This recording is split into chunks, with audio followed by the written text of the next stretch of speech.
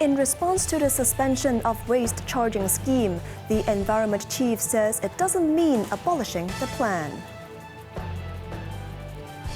Foreign domestic helpers in the city are getting a pay raise as the minimum monthly wage rises to $5,100. And 4 people die after a gunman shoots at worshippers and sets the church on fire in Michigan of the United States.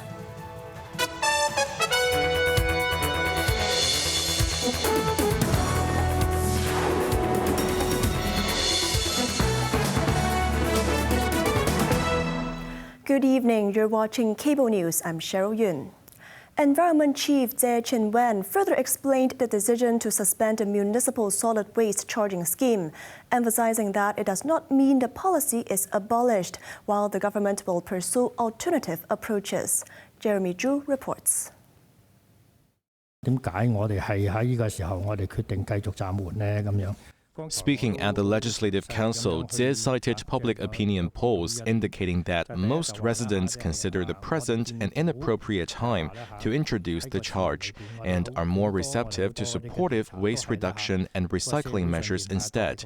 He also pointed to challenges in the current socio-economic environment affecting various sectors. Tse emphasized that the suspension does not mean inaction, adding that the waste charging scheme is only a tool, while the government will pursue alternative approaches to reduce waste and promote recycling. Earlier today, the environment chief noted in a radio program that since the government announced the delay last May, public awareness and concern over waste reduction have increased, with many people changing their waste disposal habits. As for the long-term target of reducing per capita municipal solid waste disposal by 40 to 45%, Tse said the government has not abandoned it. He stated that if the city's daily waste load can be reduced to less than 9,000 tons and it achieves zero waste landfill by 2035, there would be no need to set aside land in the northern metropolis for a third incinerator. This, he said, could save the public purse tens of billions of dollars. Jeremy Zhu, Cable News.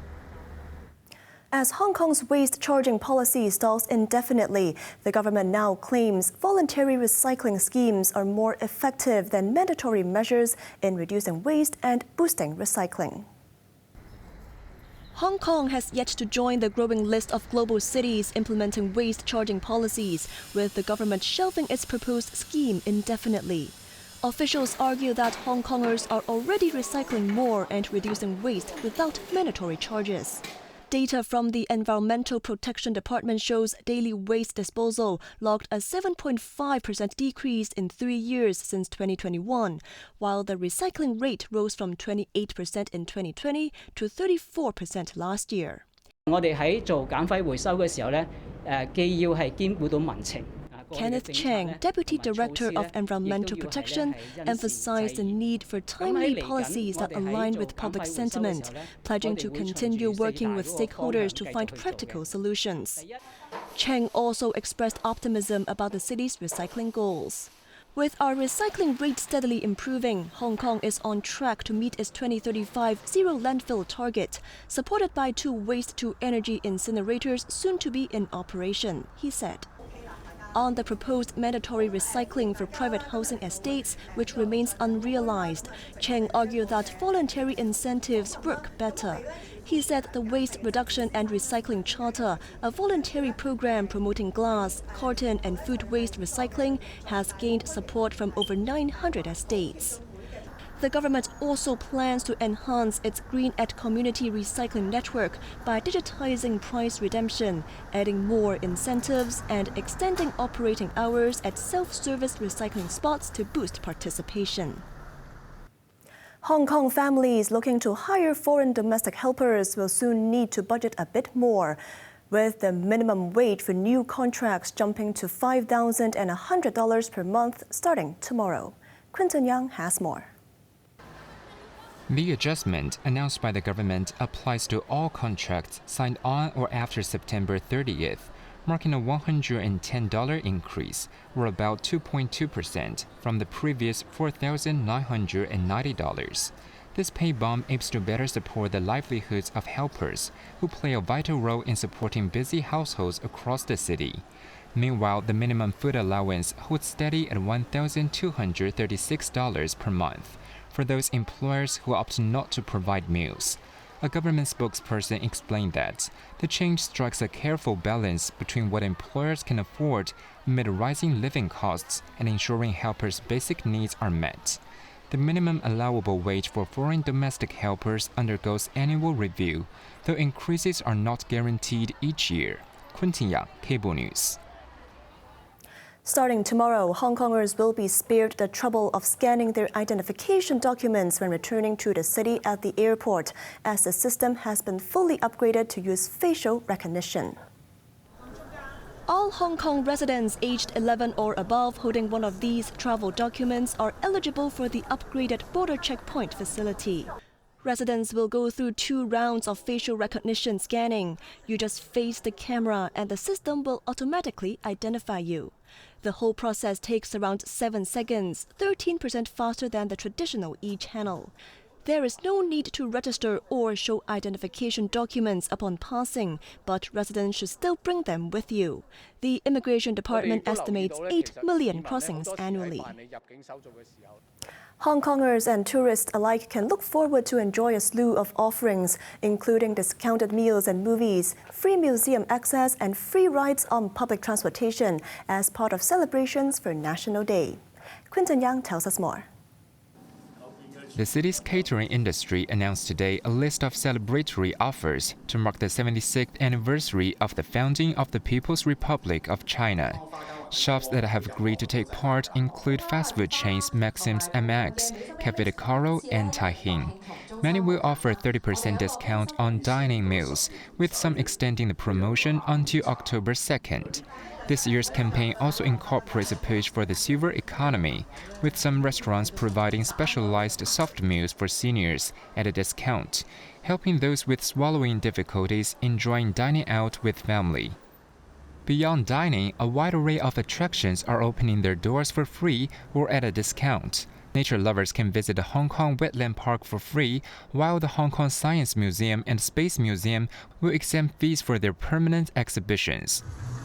For family fun, Ocean Park is offering a 15% discount on tickets from October 1st to 5th.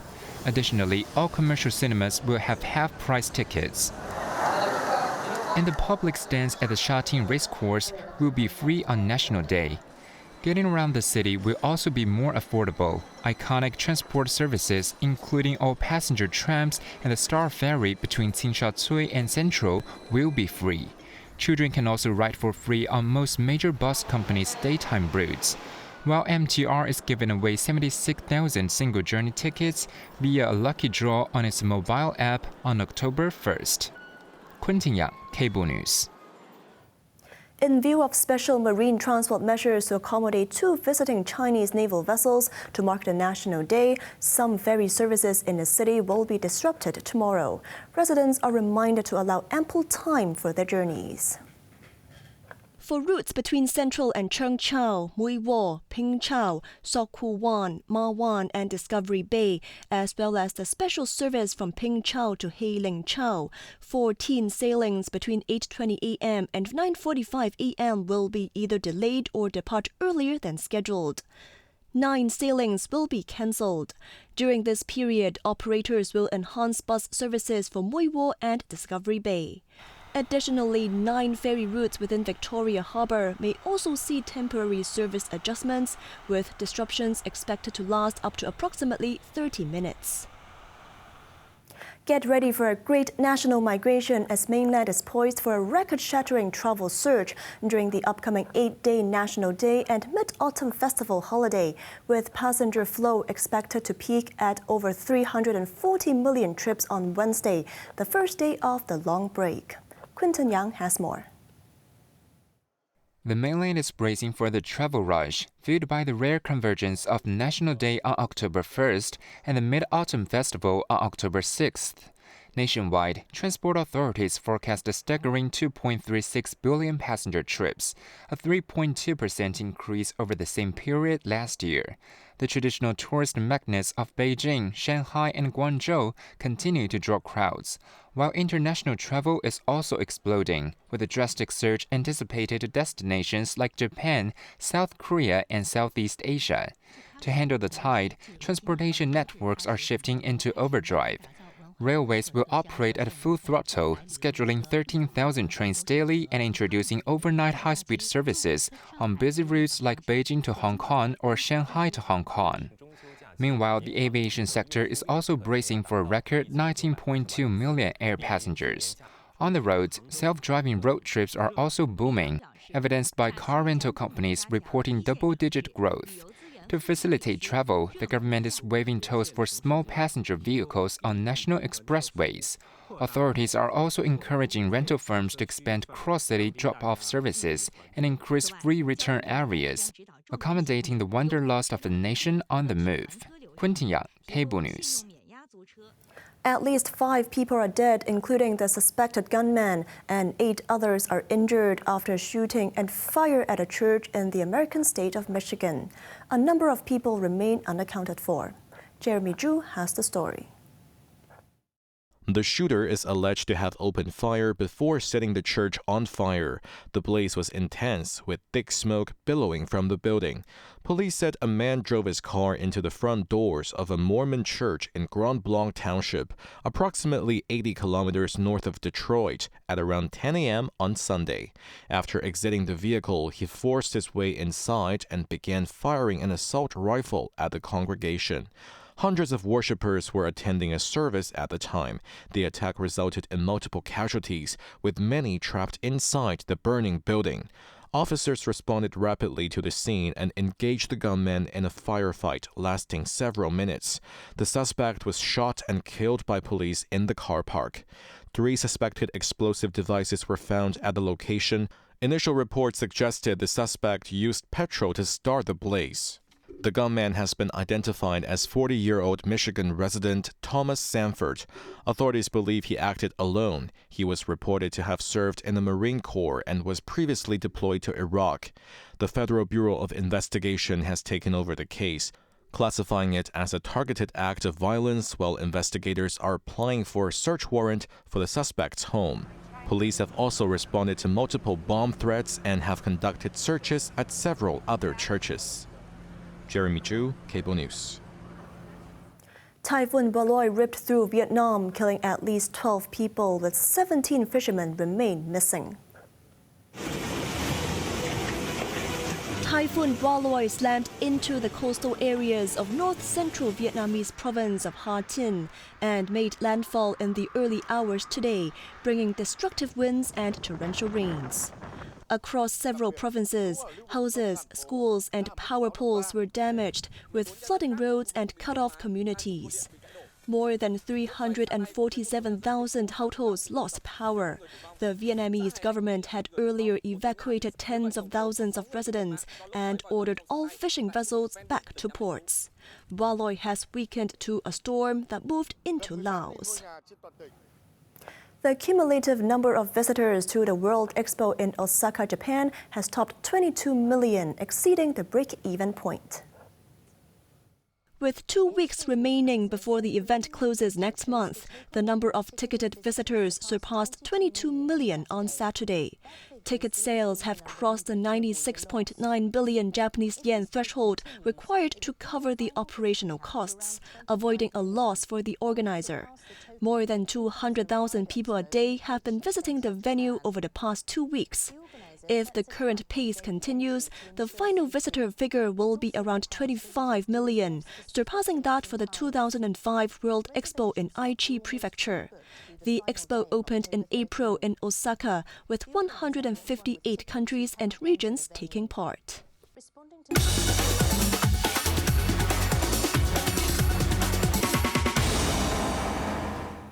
Let's take a look at the stock market. The Hang Seng Index ended the day up 494 points. Top active stocks of the day, Alibaba was up $6.90. Tencent was up $16. SMIC was up $3.55. PopMart was down $4.20. On to the weather now. Mainly fine, very hot during the day. Light winds, persistently very hot in the following couple of days. Windy with showers over the weekend. Now let's take a look at the weather around the world.